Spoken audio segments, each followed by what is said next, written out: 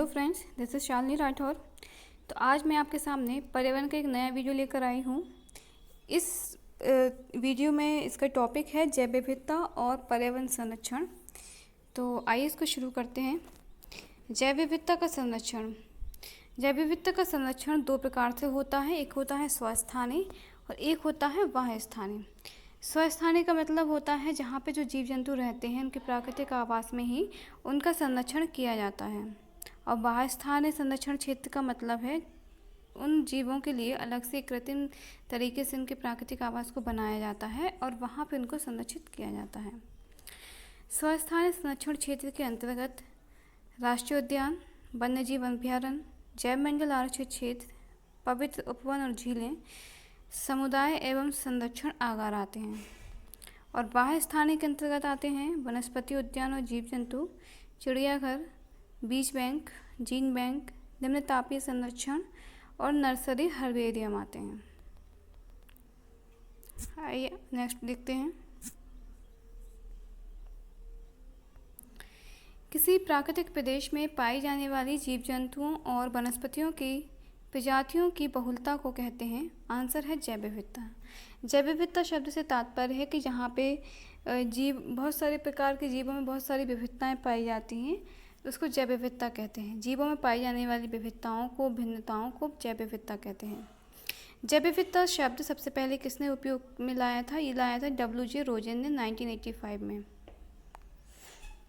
Next है विश्व समुदाय के समक्ष जैव विविधता या बायोडाइवर्सिटी शब्द को प्रस्तुत किसने किया था? ये किया था एडवर्ड विल्सन ने 1986 में।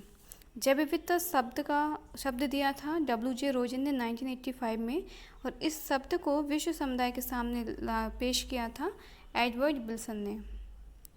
आगे है सर्वाधिक जैव विविधता कहाँ पाई जाती है? तो ये पाई जाती है उष्णकटिबंधीय वर्षावन या विषुवत-रेखीय प्रदेश में। नेक्स्ट दिया है विश्व में सर्वाधिक जैव विविधता, तो ये पाई जाती है ब्राज़ील में। और भारत में अगर जैव विविधता पूछ ली जाए तो ये पाई जाती है शांत घाटी केरल में। विश्व में पाई जाती है ब्राज़ील में और भारत में पाई जाती है शांत घाटी केरल में। नेक्स्ट देखते हैं।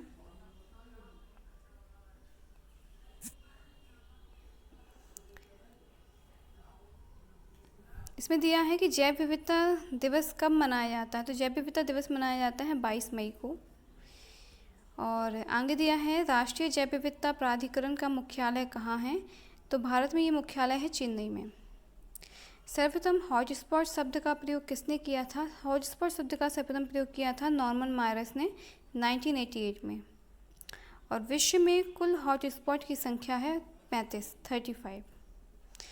आगे एक वीडियो में मैं अलग से आपको हॉटस्पॉट की एक लिस्ट अवेलेबल करवा दूंगी। आइए आगे देखते हैं।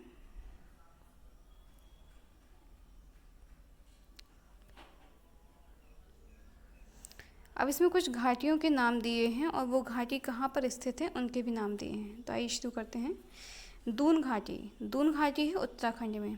दून को आप ऐसे याद रख सकते हो कि देहरादून है उत्तराखंड में, ऐसे इसको याद रख सकते हो। मरखा घाटी है जम्मू एंड कश्मीर में। आपको पता है कि जम्मू एंड कश्मीर में सबसे ज़्यादा आतंकवादी हमले होते हैं और वहाँ पे बहुत से लोग इस हमले में मर जाते हैं। तो मरखा से मरना याद रखोगे, सबसे ज़्यादा लोग मरते हैं जम्मू कश्मीर में आतंकवादी हमलों की वजह से। आगे दिया है फूलों की घाटी है उत्तराखंड चमोली।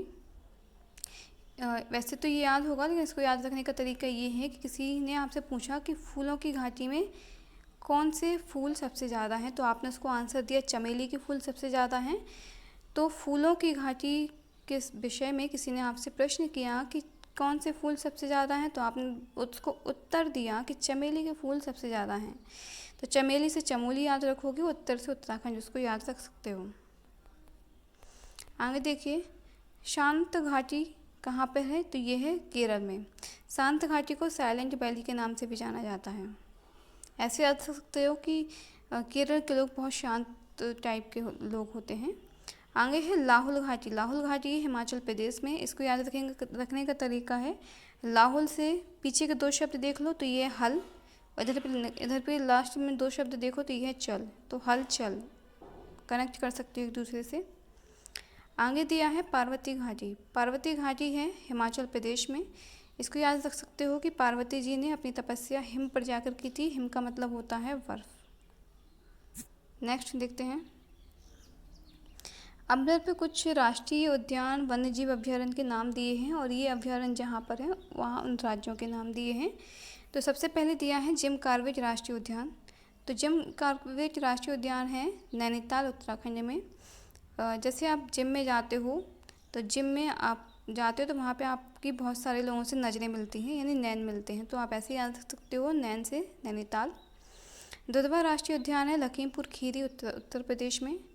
दुधवा से आप ऐसे याद रख सकते हो कि घर में जब कभी बहुत सारा दूध बच जाता है तो जो मदर होती हैं वो उसकी खीर बना देती हैं।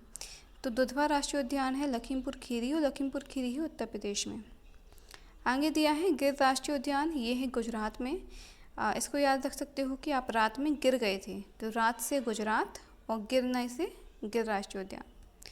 आगे दिया है कांजीरंगा राष्ट्रीय उद्यान है, यह असम में। और मानस राष्ट्रीय उद्यान है, ये भी असम में है। इनको तो ये तो वैसे भी आपको याद होंगे। नेक्स्ट दिया है सुंदरवन राष्ट्रीय उद्यान, ये है पश्चिम बंगाल में। इसको याद रखने का तरीका है कि पश्चिम बंगाल के लोग बहुत सुंदर होते हैं। तो सुंदर से सुंदरवन और पश्चिम बंगाल से पश्चिम बंगाल। आगे देखिए सरिस्का राष्ट्रीय उद्यान है राजस्थान में। इसको याद रख सकते हो कि जो सारिका है वो कहाँ की थी, राजस्थान की थी। आगे है दच्चीगाम राष्ट्रीय उद्यान है जम्मू कश्मीर में। गाम से इसको गम याद रख सकते हो। तो सबसे ज़्यादा गम कहाँ है, जम्मू कश्मीर में, क्योंकि वहाँ पे बहुत सारे आतंकी हमले होते हैं और कई लोग मारे जाते हैं। कान्हा राष्ट्रीय उद्यान है मध्य प्रदेश में। संजय गांधी राष्ट्रीय उद्यान है महाराष्ट्र में। कंचनजंगा राष्ट्रीय उद्यान है सिक्किम में। कंचनजंगा राष्ट्रीय उद्यान है सिक्किम में। आगे दिया है कैंपबेल बे राष्ट्रीय उद्यान अंडमान एंड निकोबार। इंद्रावती राष्ट्रीय उद्यान है छत्तीसगढ़ में, क्योंकि इंद्रावती को आप ऐसे याद रख सकते हो कि इंद्र की 36 रानी थी। तो इंद्र की 36 रानी थी, तो इंद्र से इंद्रावती आ जाएगा, 36 रानी से छत्तीसगढ़ आप याद रख सकते हो। नागरहोल राष्ट्रीय उद्यान है कर्नाटक में। नगर के लोग बहुत नाटक करते हैं, तो नगर से नागरहोल और नाटक से कर्नाटक। बालफक्रम राष्ट्रीय उद्यान है मेघालय में। इसको ऐसे याद रख सकते हो कि जो बाल में बच्चे जो हैं बेफिक्र होकर अपने घर में घूमते हैं। मेघालय का आप अगर आलय ले लोगे, आलय का मतलब होता है घर, तो बच्चे अपने घर में बेफिक्र होकर घूमते हैं। बच्चे अपने आलय में बेफिक्र होकर घूमते हैं। तो बच्चे से बाल, बेफिक्र से फक्रम, आलय से मेघालय। नेक्स्ट